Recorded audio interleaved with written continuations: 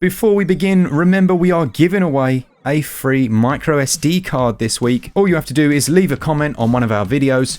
We'll be picking out a winner and announcing it on Sunday. Some of you might have caught our upcoming games video the other day where I mentioned that I really wanted to cover Trove, but unfortunately we kind of ran out of time, and the only way it was going to happen is if we work with the developers. And lo and behold, the developers want to work with us, which is ridiculous, and we really appreciate it.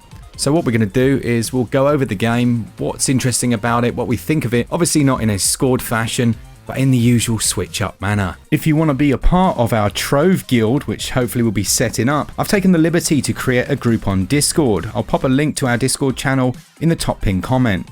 Hopefully you'll enjoy the video, and do check out Trove, it's completely free to download. A big thanks to my daughter and son who have helped me capture the footage for this one and who were in the background screaming for me to get better loot. Ay caramba. What's Trove all about? Well, let's find out.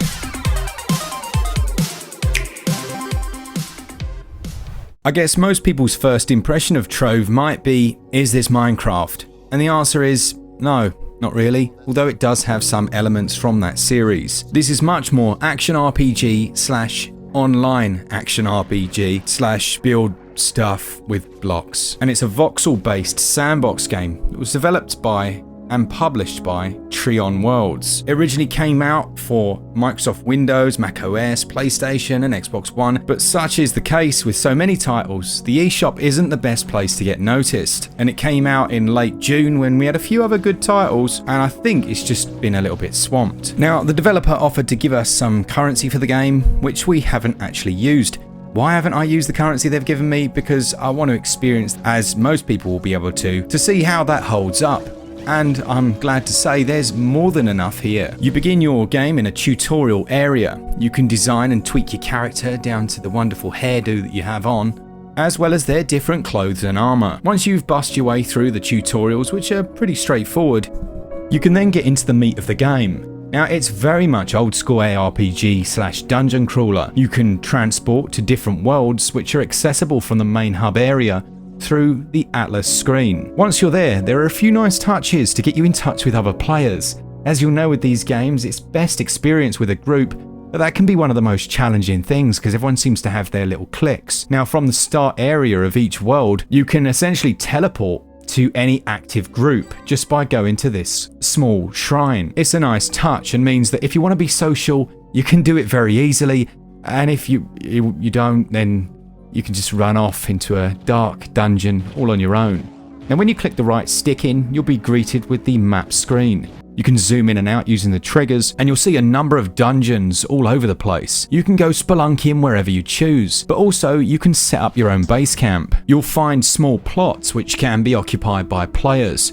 From here you can build crafting benches, a place to do your hair, and then just deck it out how you like. You can visit other players, and you'll be glad to hear, especially for me from back in the old days of Dark Age of Camelot, people can't come along and just destroy what you've created, which is nice, unless that is you want them to, but I don't know why you would.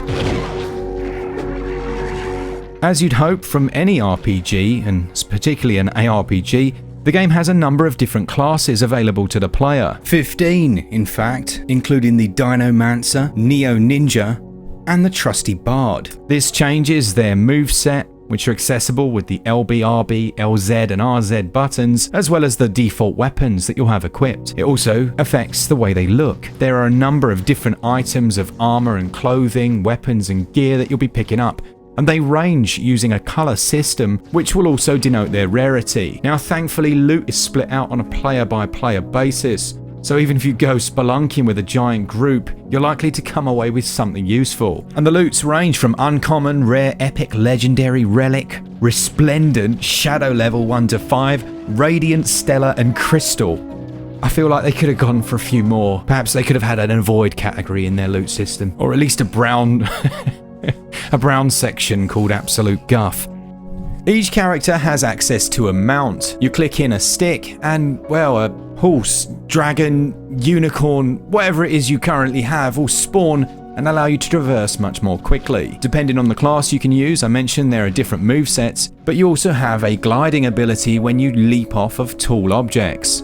The other mode that's available to the player is build mode, and as the title suggests, this is where you can do your construction.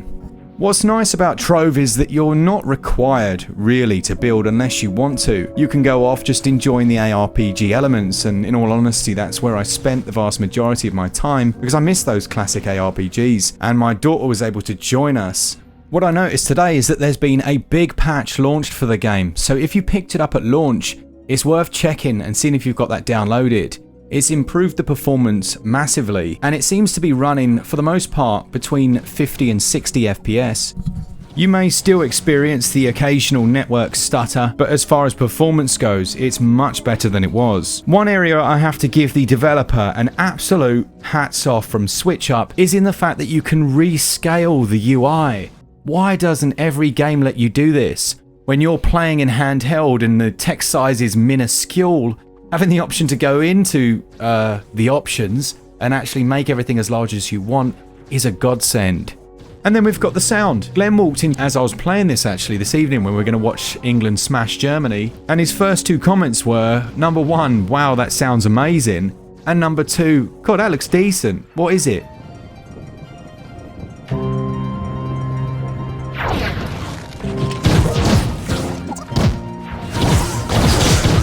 And yeah, it really does sound good. There are some brilliant orchestrated musical scores which I wasn't really expecting. When you're on some of those more tricky dungeon hunts, having that soundtrack to boot makes the world of difference. There's something extra epic about gliding across to a small and unknown island with a group of random people, dominating the enemies, and then defeating a boss before being instantly rewarded with a nice chunk of loot and never having to spend a penny. Well, spend a penny in this country means something different, but you know what I mean. As you'd expect with this style of game, there are a number of different biomes, but they're actually different hub areas which you can visit. And there are multiple different biomes within each area, but I personally chose the dual pistol wielding class that could shoot himself into the ground and jump off. Back in the days of Quake, we used to call that a rocket jump, but yeah, looks awesome, works well, and means you can shoot while staying above your enemies. There's a leveling system here that's typical RPG. As you're going about your business and completing quests, your character will level up and gradually become more powerful. What I'm sure you'll notice from the beginning of this is I haven't mentioned cash once, and that is, as was my intention, because you don't really need it. Yes, it's one of those games where you can spend money to buy better mounts and things like that, but it's not going to change the core experience. And the player is still rewarded time and time again just for playing the game, which is, in all honesty, a real relief. I kind of knew from a few people that Trove was a good game anyway, and I've thoroughly enjoyed my time with it. I really appreciate the developer approaching us and asking us to cover it. If you want to go and check out Trove, just go to the eShop and type in Trove and download it. I've been wanting to do it for a while in a few games, but it would be so nice if we could have some sort of SwitchUp guild. I mean, even if I don't run it and I'll just join you for a few adventures and quests when I can, that would be awesome. If you missed it, then remember we are giving away a free micro SD card from Lexar. Download Trove, give it a go, see what you think, and let me know in the comments. Thanks to all of you that seem to really enjoy the content that we put out. We really do appreciate it. It's obviously no big company. We're not like hundreds of people behind the scenes, or pretty much any of the other channels I can think of, other than my favourites like Spawnwave and things like that. We are just two blokes who are creating content about stuff that we enjoy, so thank you so much for watching. A big thanks to our patrons who support us each and every month, and as always, for all things Switch, all the time, keep it switch up. Cheers guys, see ya!